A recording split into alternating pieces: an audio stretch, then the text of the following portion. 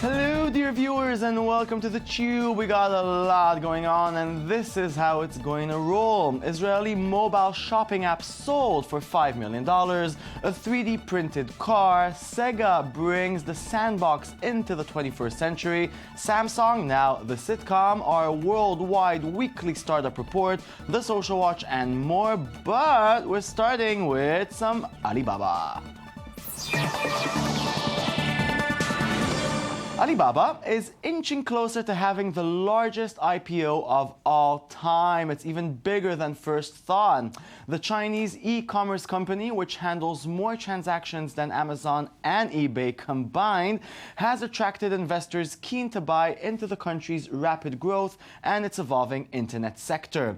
Now they've increased the proposed price for its IPO to $66 to $68 a share. At the high end of that price range, Alibaba would raise about $21.8 billion and have a market cap of more than $165 billion. That's a lot of money. But the real deal, the real big deal, is that Chinese tech seem to be on the rise towards, well, world dominance. What Alibaba just did to eBay, other Chinese tech giants could possibly do to Apple and Google. So, time to learn Chinese, guys and girls, everybody.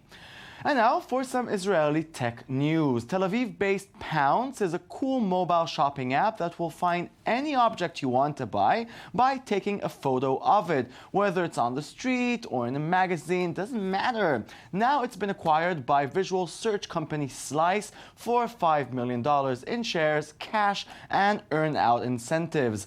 Pounce, which launched in 2012, is a mobile commerce app and platform which enables consumers to hover over product images with their smartphones, cameras, and using image recognition, carry out frictionless one-click checkouts of the items they discover. Shop, shop, shop till you drop. This is Kate, an absolute shopaholic who's always on the lookout for timely deals and offers. She loves browsing catalogs and weekly ads for her favorite items and then going online to shop for them. But the entire process of logging on, looking for the product, adding it to her cart, and entering all the credit card and shipping details is a pain in the neck. And typing all these details into her smartphone is even more of a hassle. Thankfully, Kate has Pounce. Pounce is a mobile app that enables buying of products found in print ads in less than 30 seconds. So, now when she comes across a product image in a weekly ad or catalog, she simply points her smartphone's camera at it to buy directly from the retailer with the same shipment and service she would usually get. The entire purchase is completed within 30 seconds with no need to visit any website. OMG, super dangerous app, not for me, but enjoy it. It looks, well, useful. And now it's time for our worldwide weekly startup report. Yay! So we've reached this point in the week where we help you discover new and interesting startups and apps every week. And with me today in the studio to make some sense of it all is our very own tech correspondent, Shai Ringel. Good evening. Good evening. So what have you brought? Let's start with voice recognition, which is supposed to take over the world eventually. I have to say I really like voice recognition. With my Xbox, it's a really cool feature. But the problem is right now is that most developers can't bring voice recognition to their own apps. It takes a lot of time, a lot of developing money and power. So in comes API AI, which is a really nice platform. I looked at it. It's a platform to bring voice recognition no matter what you're doing. You are a small developer, you can buy their own platform, and you can twitch it into your app to make everything suddenly listen to your voice. So even if you have like a small game, you can make it voice controlled.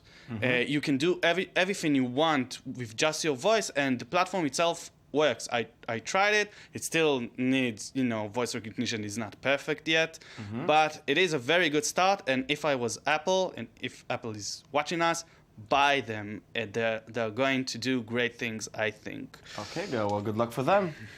Next, we have Skylight. Skylight is a really nice app that is trying to make looking for apartments a lot easier. Have you found an apartment yet? No. No. So what does it do? Now, there are a lot of people trying to get into that market of looking an apartment because it's hell looking for an apartment, as you know. And Skylight is trying to do that by copying Tinder or Grindr. That sweeping, looking for nice apartment, checking them out, going on chat with the owner or with the agency that is negotiating right now, and just go to that apartment. You just swipe through apartments, see what you like. If they like you too, you're taking. But when you're looking for an apartment, the search part, I mean, your criteria are very important. Yeah, so they're trying to make it very, very out there.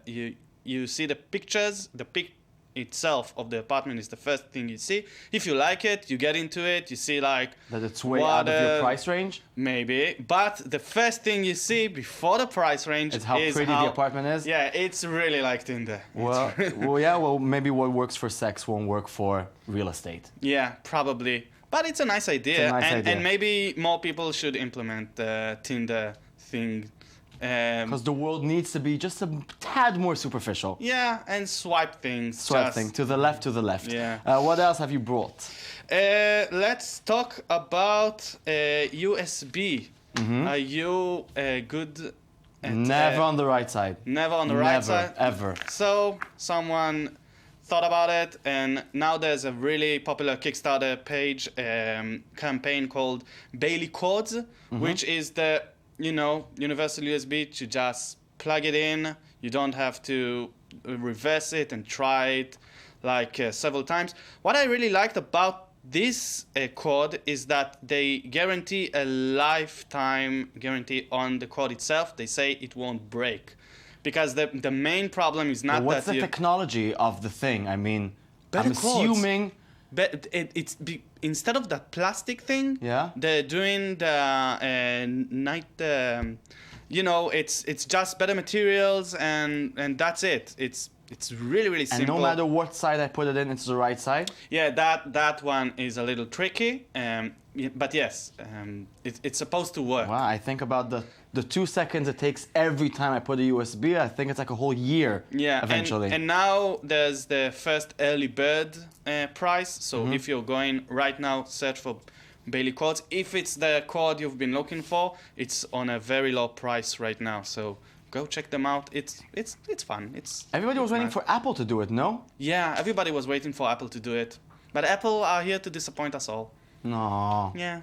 Anything else? Let's go to a really nice documentary movie called Watch Behind You. A really nice documentary about crafts and internet.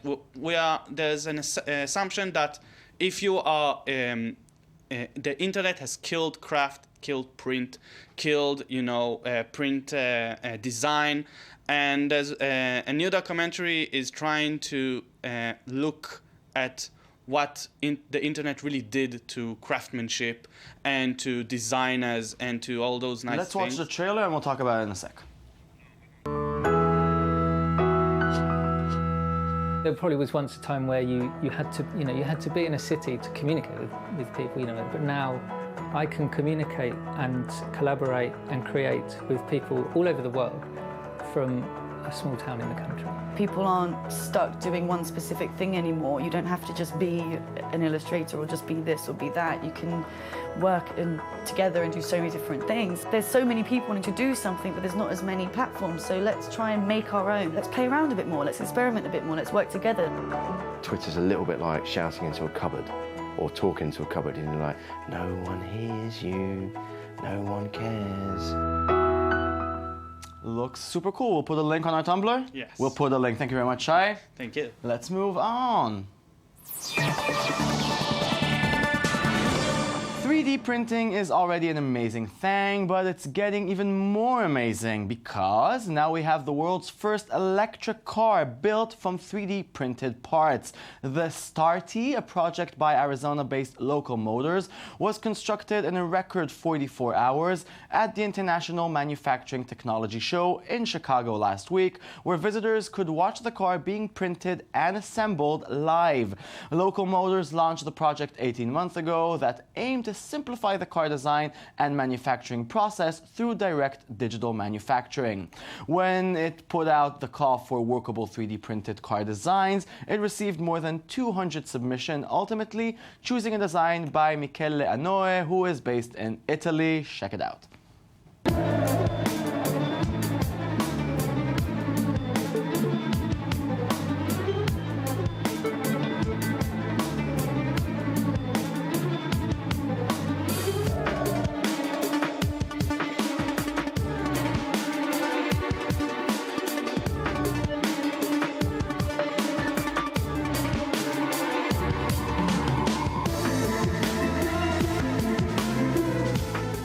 Baby, you can ride my 3D printed car any day of the week. And now, playing with the sand in the neighborhood sandbox seems too simple and old-fashioned. So, Seaga is trying to make playing with some sand the new Japanese arcade hit of the summer.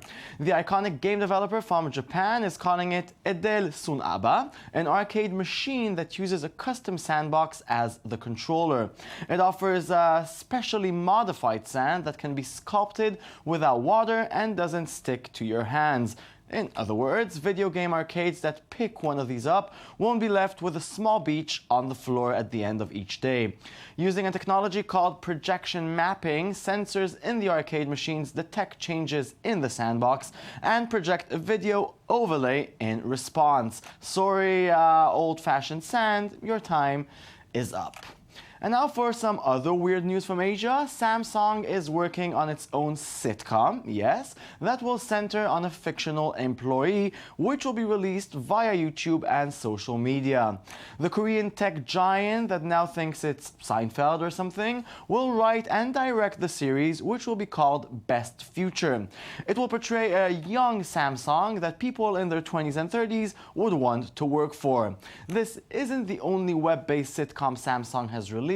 Last year, the company launched a sitcom called Endless Energy that focused on its hiring policy and employee philosophy. Interesting. Now we're curious to see if Apple will now make a sitcom portraying how great and cool it is to work in an iPhone factory in China. Probably not.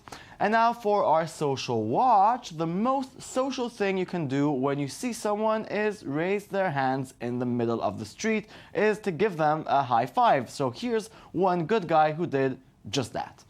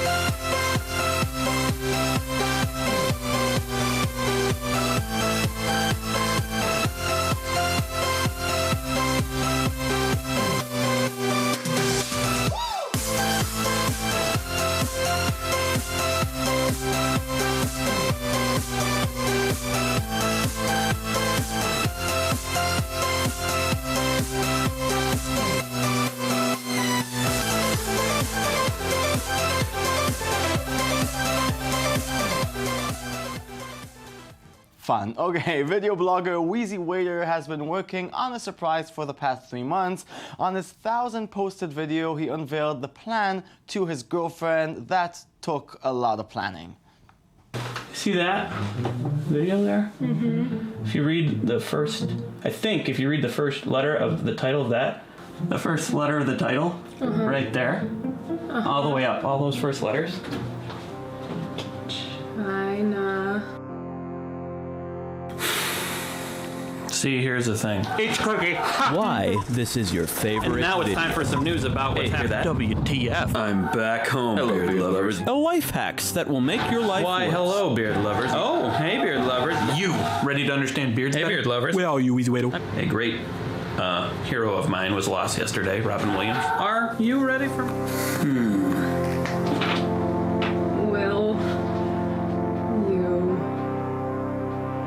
marry me? Hi.